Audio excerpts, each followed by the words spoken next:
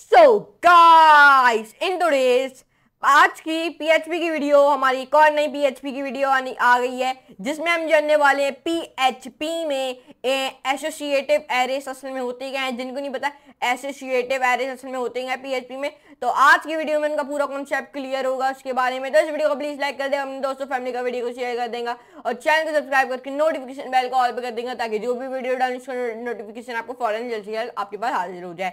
तो आपका रहता नहीं चलते कंप्यूटर स्क्रीन में जानते हैं पीएचपी में एसोसिएटिव एरेस असल में होते क्या। तो let's move to computer screen and let's do coding with loving. Guys, आज की पीएचपी की वीडियो में हम जानने वाले हैं एसोसिएटिव एरेस असल में होते क्या हैं पीएचपी में। तो चलिए स्टार्ट करते हैं और चले जानते हैं। और जैसे कि आपको पता है हमारी एक एरेस की सीरीज चल रही है, तो हमारी उसके ऊपर सेकंड वीडियो है, तभी ये एक छोटी वीडियो होगी क्योंकि लोग क्या करते हैं ज़्यादातर एक एरेस की वीडियो बनाते हैं उसके अंदर ही सब कुछ बता देते हैं एसोसिएटिव एरेस। मैं अलग अलग वीडियो बना रहा हूँ इसलिए मेरी छोटी भी हो सकती है कुछ बड़ी भी हो सकती हैं। तो चले जानते हैं, अभी तो हमारा मेन मुद्दा एसोसिएटिव एरेस को जानना है हमें। तो चले जानते हैं। एसोसिएटिव एरेस वो एरेस होते हैं जो यूज होते हैं डेट यूज होते हैं नेम कीज में, जो असाइन करते हैं उनको। यहाँ पे एक एग्जाम्पल दी हुई है, आप ये देखें, यहाँ पे देखें। अगर मैं इस एग्जाम्पल को कॉपी करूँ, अगर मैं यहाँ पे जाऊँ, यहाँ से मैं इसको इरेज कर दूँ और फिर मैं रैपलेट पे चला जाऊँ। मैंने अपना रैपलेट जैसे ही ओपन करूँगा ये लिटिल बिट लोडिंग लेगा और फिर आपका मेरा रैपलेट आसानी तरीके से कुछ इस तरीके से खुल जाएगा।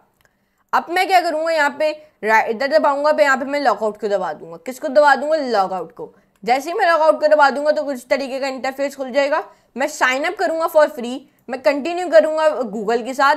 अब जैसे ही इतना हो जाए तो आप अपनी ईमेल खोल लेना। मैं अपनी ईमेल खोल लूँगा बआसानी तरीके से। ये रही मेरी ईमेल, ये मेरी ईमेल खुल गई है।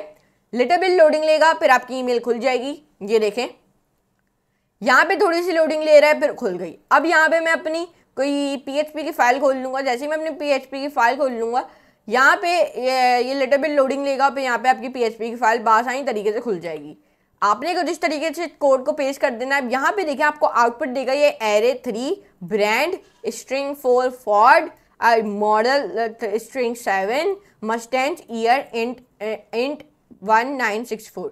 इसने मुझे ऐसा क्यों दिया देखें, क्योंकि मैंने उसको बोला, मुझे वार डम फंक्शन मैंने लगा के बोला वार वेरिएबल के अंदर जितने भी एरे हैं ना उन सब के मुझे डेटा टाइप बता दो वार डम के थ्रू। तो उसने मुझे ये सब बता दिए। अगर मैं वार डम नहीं लगाता तो ये मुझे नहीं बताता। ये देखा आपने। हम कैसे एक्सेस करते हैं एसोसिएटिव एरेस को। जिनको नहीं पता कैसे होता है एक्सेस, तो मैं आपको सबसे पहले बता देता हूँ। अगर आपने एक्सेस करना है एरे आइटम, आप रेफर कर सकते हो टू द की नेम में। किसको रेफर कर सकते हो? टू द की नेम में।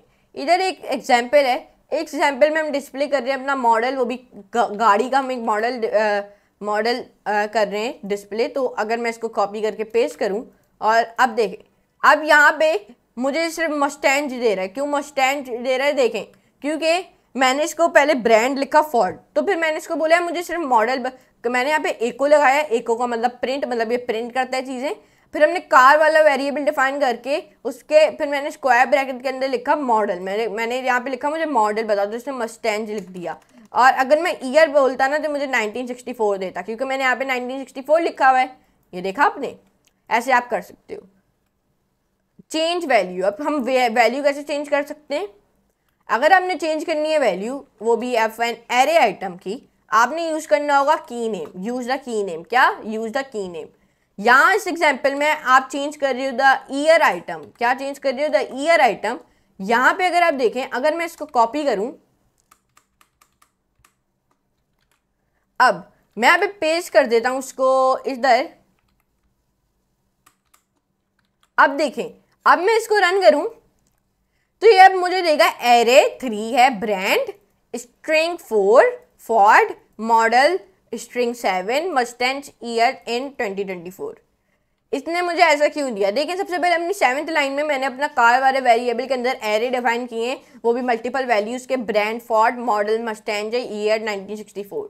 लेकिन यहाँ पे इसने मुझे 2024 क्यों दिया? देखें, क्योंकि मैंने इसको 8th लाइन में अपना कार वाला वेरिएबल डिफाइन करके मैंने स्क्वायर ब्रैकेट में रखा ईयर। मुझे ना ईयर बदलना है। अगर मैं यहाँ पे मॉडल लिखता ना, मॉडल का नाम यहाँ पे लिख देता तो वो मॉडल चेंज हो जाता। मैंने बोला ईयर बदलना है मुझे, तो उसने कहा कौन सा ईयर करना है, मैंने कहा 2024, तो यहाँ पे 2024 आ गया। अगर मैं यहाँ पे, आप चेंज कर सकते हो आसानी से वैल्यू। अगर मैं यहाँ पे मॉडल लिखूँ ऑडी, अब देखें, सॉरी, ओके समझ गया मैं। यहाँ पे अगर मैं मॉडल लिखता और अब मैं सेव करता और रन करता, अब देखें अब यहाँ पे इसने मॉडल में मुझे क्या दिया है 2024, ईयर में दे रहे 1964, ये देखा आपने, क्यों? क्योंकि मैंने मॉडल के अंदर 2024 लिखा है, ये देख सकते हैं। आप चेंज कर सकते हो द ईयर आइटम को, आप चेंज कर सकते हो आसानी से वैल्यू। अब हम लूप थ्रो करते हैं एक एसोसिएटिव एरे पे। अगर हमने लूप थ्रो करना, प्रिंट करनी है अपनी सारी वैल्यूज, वो भी एसोसिएटिव एरे की, आपको यूज करना होगा फॉर ईच लूप, कुछ इस तरीके से। ये देखें, इस एग्जाम्पल में डिस्प्ले कर रहे सारे एरे आइटम्स की और वैल्यूज इस एग्जाम्पल में। अगर मैं इस एग्जाम्पल को कॉपी कर रहा हूँ और इस एग्जाम्पल में यहाँ पे पेस्ट कर दूँ और यहाँ पे इसको अब मैं रन करूँ, अब देखिए इसने मुझे दिया ब्रांड फोर्ड, मॉडल मस्टैंग और ईयर 1964। क्यों? देखें, सबसे पहले मैंने इसको ब्रांड लिखा फोर्ड, तो फिर मैंने मॉडल लिखा मस्टैंग, आप चेंज भी कर सकते हो, फिर मैंने ईयर लिखा 1964। अब मैंने अब फॉर ईच लूप की मदद से मैंने लिखा कार वाला वेरिएबल को एक्स वाला वेरिएबल डिफाइन किया, फिर मैंने equals to greater than Y वाला वेरिएबल लिख दिया।